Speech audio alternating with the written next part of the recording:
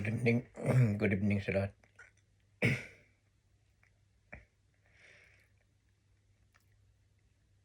So, nakita natin ang mga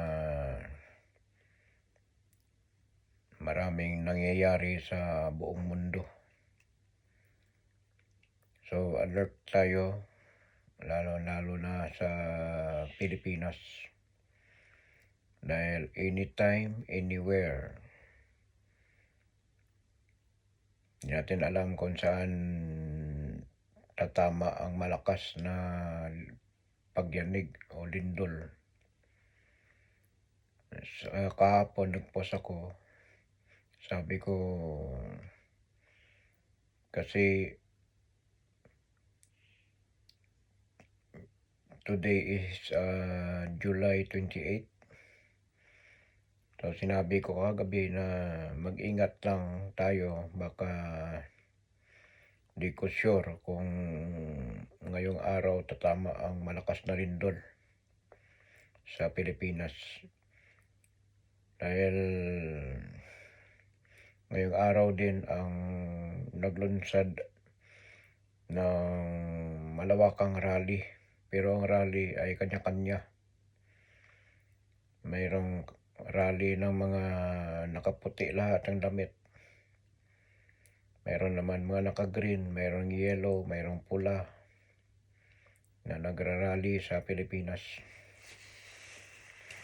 So hindi ko alam kung ano ang kanilang mga alin tuntunin.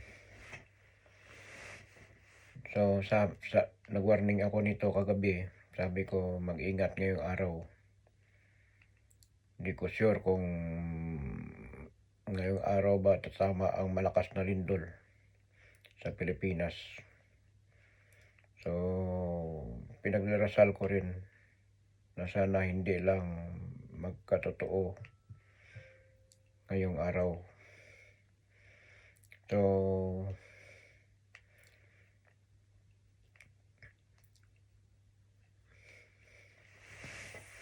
meron lang akong sasabihin, lalo na ang Manila Trends. Ang Manila Trends ay tatahakin nito Ilocos, Zambales, Bataan, Pampanga, Batangas at Mindoro. So kung dito naman magsimula ang lindol sa West Valley Fault, Metro Manila, Bulacan, Rizal, Cavite, Laguna. So ngayon ay gumagalaw na naman ang Philippine Trends dito sa Pacific Ocean na area.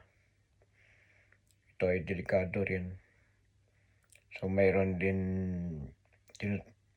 ako nakikita na naglindol din sa Bohol, Cebu, saka yung Mindanao. Patuloy ang mga lindol na mayroon 6.6. Mayroon din mga maliitan na lindol. So kahapon naglindol ang Afghanistan 6.1. So titingnan natin ang mga nangyayari sa ibang bansa. Hindi lamang sa Pilipinas, ito ay around the world ng mga lindol. Grabe ang lindol ngayon, sunod-sunod. Afghan, Pakistan, Timor-Leste, Japan, Indonesia, Venezuela. Ang Venezuela ay tinamaan ng 7.2, 7.8, 7.5.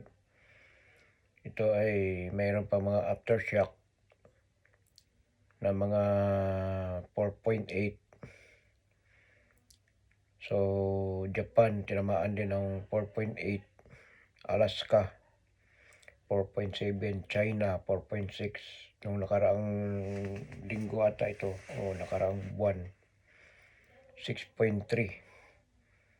So So sabi ko sa inyo, ang China ay tatamaan din ng malakas na lindol. Papua New Guinea, Timor Leste again, Fiji, Vanuatu 5.2. Dito yan malapit sa North Island, sa North Island. Sa ibabaw lang ng Auckland yan. Papua New Guinea, China, Timor Leste, Fiji. So Bohol, nilindol din ang Bohol. So alert tayo sa Pilipinas, lalo na hinog na ang Manila Trench at saka itong West Valley Fault.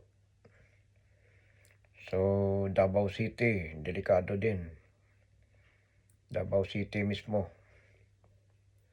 So tatlong area na may mga fault line. Panay Island, Negros, Surigao, Siargao, Mindoro. So halos lahat ay gumagalaw ang mga lindol. At ang nag-alboruto naman ang bulkan ng Mount Etna. So sa South Carolina, walang lindol. Walang pagtesting ng missiles. Pero mayroong pagsabog na malakas. Ito ay tinamaan na 300 tons na meteorites or bulalakaw. So alert din tayo sa mga sunog. Dahil ang Cagayan de Oro nagkaroon ng sunog. Ang palengke ng Nueva Ecija ay nasunog kagabi. Kaninang madaling araw pala, alas 2:19 ng madaling araw. Nasunog ang palengke ng Nueva Ecija. So mayroon din nangyari din sa heat wave sa France. Ito ang pinakamatinding init, 112 ang init. So napakainit.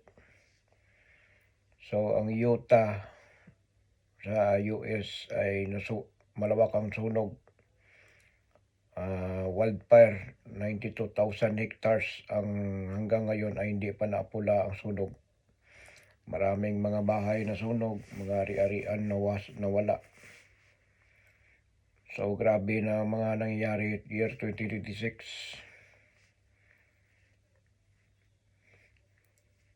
So mayroon naman dito naman sa Middle East ay dandahan na gumagapang ang lindol.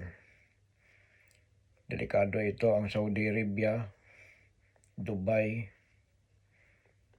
Qatar, Kuwait, Bahrain, Iran, Israel, Oman, Jordan, Yemen. Lahat yan ay yayanigin ng lindol na malakas. Bukod sa mga missiles ng pag-atake ng Israel. At ang Iran ngayon at ang Amerika ay muli naman nagsagupaan. Nagpalitan sila ng mga missiles attack. Sabi ko sa inyo, ang itong gira na ito ay walang katapusan sa Middle East. Yan kasi ang nakatakda at nakasulat na kapag dumating ng gira sa Middle East, ay hindi na ito mapipigilan. Patuloy ang digmaan. Bansa sa bansa, maglalaban, karian sa karian, magpapatayan, race by race, lahi sa lahi ay mag-ubusan. So wala na itong katahimikan. 2025, sinabi ko na ito, 2025, 26, muling sisiklab ang gulo sa Middle East. So, walang magpapatalo sa kanila kahit Amerika hindi rin magpatalo, ang Iran hindi rin magpatalo. So, delikado ito, baka mauwi ito sa nuclear bomb. So, ito ang nakasulat at nakatakda na mangyayari ang kaguluhan sa Middle East. Marami tayong mga kababayan na hindi na makauwi. Mayroon din makauwi once na kung maggipitan na at walang no-fly zone. At pagandaan din natin ang pagmahal na naman ng mga gasolina. Sigurado ito dahil isinara na naman ng Iran ang Strait of Hormuz. So, umatake ang Iran sa Kuwait at saka Bahrain. So, lahat ay nasalag ng na-intercept ng mga missiles defense ng Kuwait at saka Bahrain. So, alert din tayo sa Pilipinas. Mayroon naman papasok na bagyo next week. So, sigurado na naman ito, baha na naman. Ang tatamaan nito ng bagyo na ito ay Visayas, Catanduanes, at saka part ng Mindanao, mayroon din. So, matindi na ngayon ang nangyayari dahil ang year 2026 ay year of the tears. Maraming iyak, maraming luluksa, maraming mawawala na buhay. So, hanggang ngayon ay patuloy pa rin ang search and rescue operation sa Venezuela. Minsan mayroong nangyayaring aftershock kaya natatakot din ang mga rescuer, baka biglaan sila nakapasok sa loob at bumagsak. So maraming patay na. Kanina nakita ko lang is 1,430 pala ang patay. Ang missing na hindi pa nakita o hindi pa na-rescue is 55,000 pa. So grabe ang mga nangyayari sa pagguho sa Venezuela. So sa Pilipinas din, sa General Santos City, ay muli naman niyanig na naman ng 6.6. At patuloy pa rin ang aftershock. So nakakawa ang ating mga kababayan na nawalan ng mga tirahan, nagkaroon ng landslide. Hanggang ngayon ay patuloy pa rin ang mga pag-rescue at saka paghanap sa mga bangkay at saka sa mga buhay, kung mayroon pang buhay. So matindi, grabe talaga. So itong mga nangyayaring lindol ay konektado ito sa mga langis. Dito rin sa Saudi Arabia ay ma-wipe out yan ang kanilang langis at ilalabas sa bansang Pilipinas. Kaya ang Pilipinas ngayon ay patuloy ang niyanig ng lindol. Wala nang stop yan. Tuloy-tuloy yan. Buong Pilipinas ito, gagapang ang mga lindol. So, China, ganun din. Gagalindol din. So, mayroon mangyayaring gira. Baka itong year 2026 din ay sisiklab ang gira sa North Korea laban sa Amerika. So, kaya nagsimula na naman ang gira sa Middle East, sa Iran at saka Amerika at saka Israel dahil gin-bypass ang sabi ng Iran, nag-peace agreement na sila pero sila daw mag-manage sa Strait of Hormuz. So, hinarang na naman nila ang barko, pinapasawugan na naman nila ng drone. So, nagalit na naman ang Amerika dahil sinira daw ng Iran ang tinatawag na ceasefire agreement. So, sabi ng Israel ay walang matiyak ang ceasefire, patuloy ang digmaan. So nagdigmaan na naman ngayon. So mga kababayan natin na bumalik pa sa Middle East, Dahil sa hirap ng buhay ay para sa pamilya ay kailangan na makapagtrabaho. Pero kaso lang, yan lang nangyari is malala na naman ang gulo, magmahal na naman gasolina. So prepared tayo sa pag-akyat na naman ng gasolina.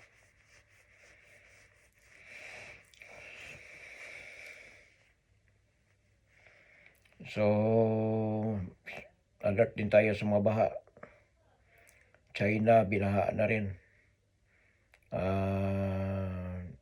Romania, binaha. Japan, binaha. Kentucky. So maraming mga nangyayari ngayon. Baha, sabi ko sa inyo, lindol, bagyo, baha, sunog. Itong apat na elemento na gumagalaw ngayon. Walang katahimikan. Sa Pilipinas ay kanya-kanya ang mga suportar sa mga politiko, mga korupsyon, mga flood control, mga kung ano-ano na lang ang kanilang mga sinisigaw sa kanilang mga rally. So sana lang hindi magkalindol sa Luzon kasi pag nagkalindol talagang kawawa. Saka pa tayo mag-unite, magkaisa lahat kung dadaanan tayo ng matinding pagsubok lalo ng lindol. So prepared tayo sa Manila Trench galing Ilocos sa ibabaw pababa. Marami diyang lugar, La Union, Ilocos, Baguio, Pangasinan, Pasay, lahat ng gilid ng Luzon, Manila Trench hanggang Batangas, hanggang Bataan, dadaanan ng Manila Trench. So tatlo ang lindol na aking nakikita ngayon na mangyayari sa Pilipinas bukod sa South Cotabato. Ito ay Manila Trench, Philippine Trench, at saka dito sa West Valley Fault.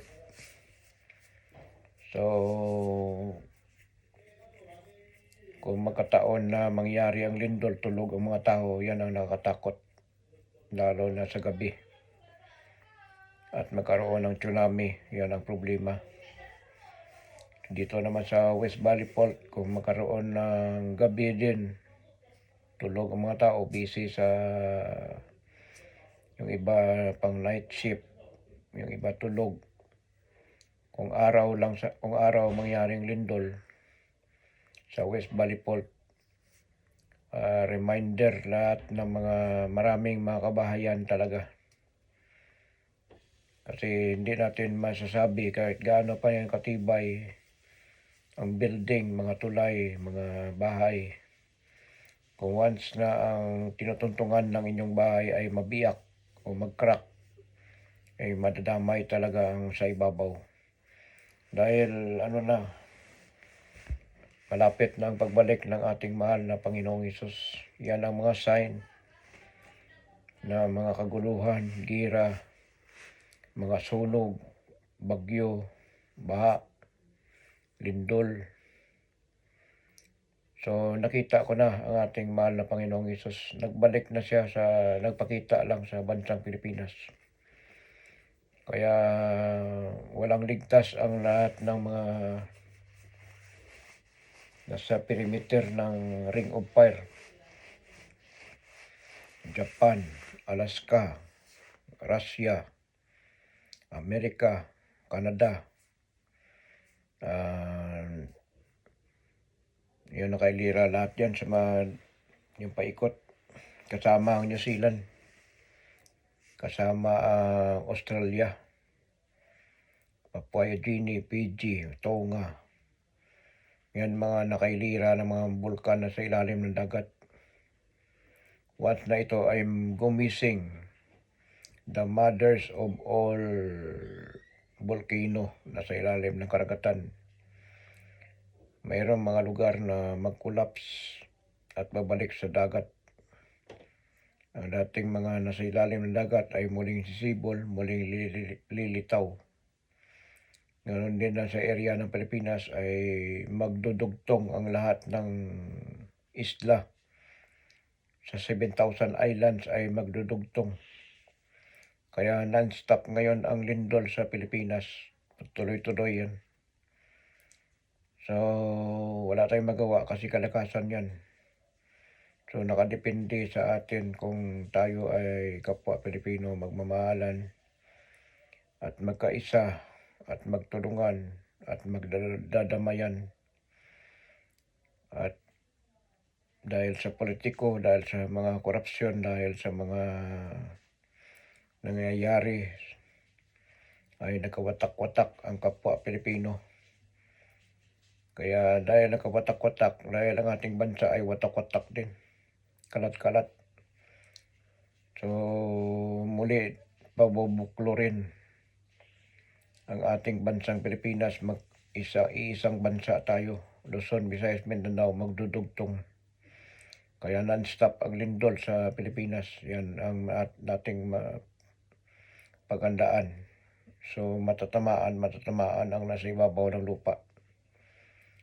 So mga bulkan na natutulog, Mayon Volcano, Taal, Mount Bulusan, Mount Matutom, Mount Apo,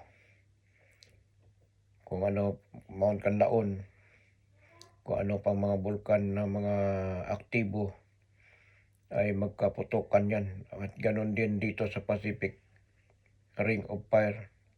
Sa Pacific Ocean, ang mga bulkan ay muling magising sa ilalim ng karagatan. Masaksiyan ng mga tao ang hindi pa nila maranasan nila at makikita nila. Dahil sa itong panahon na ito ay 2026, kung gaano kalupit ang 2025, mas malupit ang year 2026 dahil ito ay year of the tears, year of the horse. Ang kabayo ay umiikot kahit saan. So, ang lindol sa buong mundo ay grabe. Sunog, bagyo, baha, tsunami. So, yan ang ating pag-ingatan kawans na lumampas ng 8.2, 8.5 hanggang 9.5. Grabe ito. Kahit gaano katibay ang building, once na bumuka ang lupa, talagang grabe ang mamamatay talaga. So, mag-ingat tayo, prepared, at magdasal, repent in God and believe in God. So, yan lang aking masasabi sa inyo. Lagi tayo, alerto tayo. Maganda ang mga kailangan natin, pera, pagkain. At saka, kahit na kahit yayaman ang bansang Pilipinas, ang problema, dadaan pa tayo sa matinding pagsubok sa mga sakuna, lindol, bagyo, baha, sunog, tsunami. At bago pa yan, hanggat ang tao ay hindi pa nagbalik loob at hindi pa nagmamahalan, kapwa Pilipino, hindi pa rin nagkaisa, ay yayanigin ang buong bansang Pilipinas ng lindol. Yan ang ating tatandaan. At hindi lamang bansang Pilipinas. Kung nakikita natin mga kaguluhan sa Ukraine, Russia, giyera. Dati ang sabi ng Russia, within 3 months kukunin niya ang Ukraine. Pero ang nangyari, nag-start ang war 2022 until now, ay patuloy pa rin ang giyera. Gumanti na naman ang Ukraine. Si Putin ngayon ay hindi niya alam kung anong gagawin niya. Dahil napasok na ng Ukraine ng mga missiles, ballistic missiles at saka long-range missiles, yung drone. na lumilipad kahit gaano kalayo. So maraming nawasak sa Ukraine, maraming nasira. Yung mga paggawaan ng chips nila na para sa mga missiles nasira. Mga ibang air defense nila nasira. Dahil ito ay sa tulong ng Amerika at saka NATO. So talo na si Putin sa gira, so gusto niya na magkaroon ng peaceful o ceasefire agreement, pero ang Ukraine ayaw. So gusto lang magaganti ang Ukraine kung anong ginawa ng Russia noon na sinira nilang ang kanilang lugar, kaya ang Ukraine ay gusto niya rin sirain ang Russia. So Middle East alert, earthquake at saka war. Yan ang magaganap at mawala ang langis sa Middle East. Ito ay babalik sa kahirapan ang mga bansa na ito. So mayroon tayong kababayan na matay, kawawa naman, babae. So alert tayo buong mundo. Ang lindol talaga grabe. Minuto, oras-oras, araw-araw, mayroong lindol. Non-stop ito kasi marami ng mga tao na hindi pa nagbalik loob sa Panginoon. Lalo na mga Muslim country na hindi naniniwala sa Panginoong Hesus. Ang pinapaniwalaan nila si Muhammad at saka si Allah. Diyan din sa Mindanao, mga Muslim din. So lahat ng mga Muslim area, mag-ingat dahil tatamaan kayo ng mga kalamidad, sunog, lindol, bagyo, baha. Dahil ang original talaga ang ating Panginoong Hesus. Siya ang nagbuwis ng buhay sa cross, magpapako sa cross, pero ang pinako siya na sa loob na 3 araw siya ay nabuhay. So lahat na naniniwala sa mga Islam ay magulo, dadanak ang dugo sa patuloy na patayan dyan sa Middle East. So dito sa Mindanao ay nagkaroon ng peaceful. So maraming mga reliyon ng mga Islam babaliktad. Mag-iyakan yun sila. At babalik sila sa tunay. At maniwala sila sa ating Panginoong Hesus. So lahat ng mga sa Pilipinas ay maraming mga religion. Ginagamit lang nila ang reliyon para sa kanilang negosyo. Lalo na yung sa kay Kibuloy. So maraming mangyayari pa. So prepared tayo. Mayroon digmaan mangyayari sa this coming 26 sa Indo-Pacific. So hindi ko lang alam doon 2026 ba o 2027. Prepared tayo. So lahat ng mga bansa na mga ganit sa kapangyarihan, lalo ng China, ay tatamaan niya ng mga kalamidad. Gira at saka lindol, baha at sunog. So North Korea ganun din. So naghahamon na sabi niya, nagpamayabang. Sabi niya ang missiles na nila ay hindi daw kaya i-intercept ng Diyos. Kahit Diyos pa hindi maka-intercept sa kanilang missiles. So titingnan natin. So maraming nagsasabi na babagsak ang Amerika. Hindi babagsak ang Amerika. Dahil ang Amerika, ang nakita ko na pagbaba ng ating Panginoong Hesus sa Pilipinas, ang bansang Pilipinas at saka bansang Amerika ay magkakaisa. So yan ang aking nakikita talaga. Wala ako nakita sa aking panaginip kung anong klaseng flag. China wala. Lahat na bansa wala. Ang Amerika lang at saka Pilipinas. Kaya nagkaroon ng restore ang buong bansang Pilipinas dahil ang mga tao sa Pilipinas walang pagmamahalan, walang pagkakaisa. At hindi nagkasundo-sundo. Nagkawatak-watak na away-away dahil sa mga reliyon, dahil sa politika, dahil sa flood control, dahil sa kaguluhan. So prepared tayo, Philippines. So I'm very serious. Mayroong 3 lindol na mangyari sa Pilipinas na pinakamalakas sa malakas.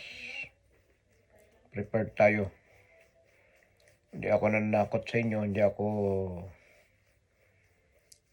ako na nagpabilib sa inyo para maniwala kayo sa akin. Ang sa akin lang, hanggat walang pagkakaisa, walang pamamahalan ang tao, patuloy ang away-away, patuloy ang banggaan, bangayan, ang kalikasan ay galit at ang kalikasan ay maningil. Pipiliin ang mga masama, pipiliin ang mabubuti. Yan lang, mabubuti ang matitira. So prepared tayo. So ngayong panahon walang sinasantong kalikasan. Yan lang masabi ko sa inyo.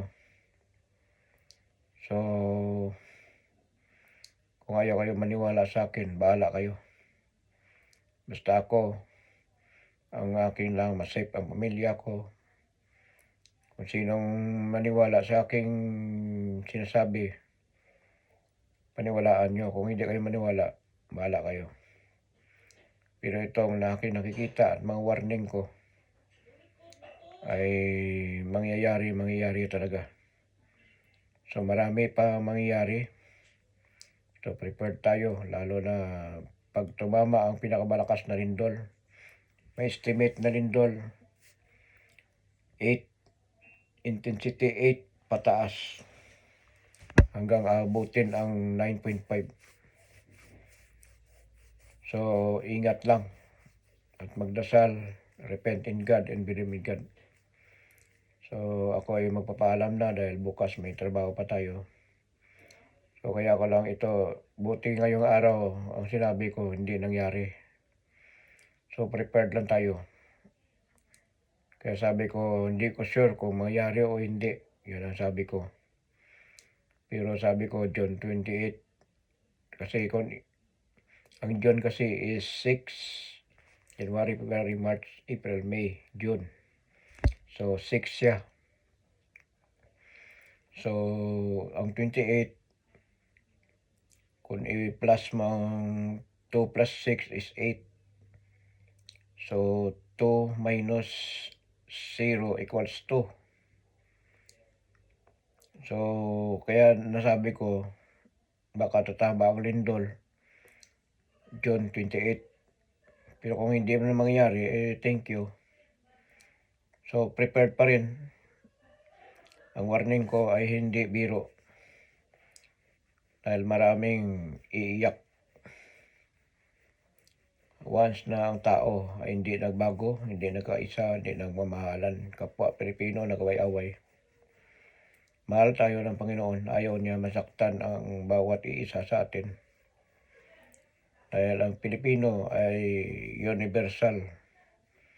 In terms of religion, ang Pilipino talaga is religyoso sa reliyon, sa Panginoon, devoted. Kaya ayaw ng Panginoon na mag-away-away, magkawatak-watak ang kapwa Pilipino. Kapag hindi nyo paniwalaan ang warning ko, bahala kayo. Basta alert, ang tatamaan ng West Valley Port, Metro Manila, Bulacan, Rizal, Cavite, Laguna, lahat ng mga paligid. Alert na tayo. Hopefully, hindi lang lalampas sa 8.5 o 8.8 ang lindol sa West Valley Fault. At dito sa Ilocos, Zambales, Bataan, Pampanga, Batangas, Mindoro. Ito ang tatamaan ng Manila Trench galing sa Ilocos.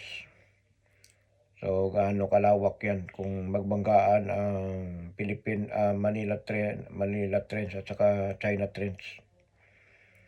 So dito rin sa Philippine Trench, delikado din kasi yan ang malaki na karagatan sa Pacific Ocean. Kung ang lindol ay nasa sentro lang, kaya mapipinsala pa rin kasi depende lang sa mga fault line kung gaano kalalim, gaano kalakas ang lindol na tatama. So wag natin antayin nang nangyari sa Venezuela, nangyari sa South Cotabato, ay mangyayari din sa Visayas at saka Luzon. So alert pa rin tayo, buong bansang Pilipinas ay yayanigin pa rin ng lindol. Wala tayong magawa dahil ang ating bansa, ang ating kalupaan, ang ating mga karagatan ay aakyat, magdudugtong ang mga lupa. Luzon, Visayas, Mindanao, magkakaisa yan. Dahil malapit na ang pagbalik ng ating mahal na Panginoon. Bumalik na siya pero hindi na natin napansin. Ako lang nakakita na bumaba ang ating mahal na Panginoong Hesus sa Pilipinas. Noong September 21, 2025, nakita ko na ito. So, dito na lang at ako yung magpapaalam na. So, update ko na lang kayo kung mayroon akong panibagong panaginip o banta o babala o prediction. So, hindi ako si Baldwin, hindi ako si Ryo Tatsuki, yung Japanese na manghula. Hindi rin ako si Nostradamus, hindi rin ako si Bagaganga. Pero ang Pilipinas will be great again at maging mayaman sa buong mundo. So, ang tanging susi ay si PBBM lamang ang makapag-angat sa bansang Pilipinas. So, kung baka walang eleksyon na mangyari, ma-extend si PBBM. Kung mangyari ang digmaan, wala nang eleksyon na mangyari. BBM pa rin. So, dahil siya ang itinalaga at itinakda ng Panginoon na mamuno sa ating bansa. Kung matigas pa rin ang puso at kalooban ng mga DDS, patuloy pa rin ng paninira, mga assassination, mga bangag, adik, o kung ano man ang panalangin niya kay BBM, mas lalo siyang iingatan ng Panginoon at lalo siyang itataas ng Panginoon. Dahil ang kasabihan, ang sinong magpakumbaba ay nasa kanya ang Panginoon. So kahit anong sinasabi nyo, si BBM ay corrupt, maraming galit kay BBM. So tingnan nyo lang ang ginagawa niya. Kaya nangyayari ang mga lindol. Sino pa rin tutulong sa atin? Ang ating President BBM at mga administrasyon, mga kaalyado. Kahit DDS ka man o ano ka man sinusuportahan mo, ay ang ating Pangulong PBM ay patuloy pa rin na nagbibigay ng tulong sa kapwa Pilipino. So ayaw niya igpitan ang mga tao. Ayaw niya igpitan ang gagawin niyang kamay na bakal. Dahil ang Diyos, sabi ng Panginoon, magpakumbaba ka lang. Nasa akin, nasa sayo ako. So, kaya narinig ba natin na nagmura ang ating PBM? Wala. Siya ay edukado na tao. Siya ay mabuting kalooban at mabuting puso. Pero ano ang ginagawa ng mga DDS? Kung ano-ano na lang ang kanilang sinisigaw. Yung mga nagrarally sa Maynila, nagsisigaw, sana magkalindol na lang. Sana magkalindol, mamatay ang mga bangag. So ano nangyari? Naglindol sa Mindanao sa 7.8. So next na lindolin dyan, Davao City. Yan ang hindi nyo pa alam. Mangyayari yan. So i-separate ang mga masama, i-separate ang mga mabubuting tao. Ang kadalasan masasalanta yung mga gumagawa ng mali. So maraming salamat at ako yung magpaalam na. Magalit sa akin. Kung hindi kayo maniwala sa warning ko, dahil ang Diyos na nga, ang Panginoon na nga, hindi pa rin siya pinamaniwalaan. Sino lang naman ako, isang tao katulad nyo. Pero ang hindi maniwala, ay bahala kayo. Baka malagay kayo sa 6 feet below the ground. So masalanta kayo ng mga lindol, bagyo, baha, sunog, tsunami, pagsabog ng mga bulkan sa ilalim ng karagatan. Huwag natin tayin na magkakaroon ng pagbiyak ng mga kalupaan bago kayo magsisi sa lahat ng mga kasalanan at magbalik loob sa ating Panginoon Hesus. Lagi magdasal, lagi manalangin araw-araw, at laging magpakumbaba, gumawa ng tama at gumawa ng mabuti. Huwag magsiraan o kaya huwag maggagawa ng mga mali. Yan lang masabi ko sa inyo. Thank you. Maraming salamat at God bless sa inyong lahat. So nasa inyo yan kung maniwala kayo sa akin o hindi. So awakening ngayon ang mga lindol all around the world. Mararanasan ng mga buong mundo, mga bansa, mga lugar, kung saan lugar na magkaroon ng lindol, sunog, tsunami, volcanic eruption, at saka bagyo, hurricane. So dito na lang. Maraming salamat. God bless sa inyo lahat. Bye. Paalam.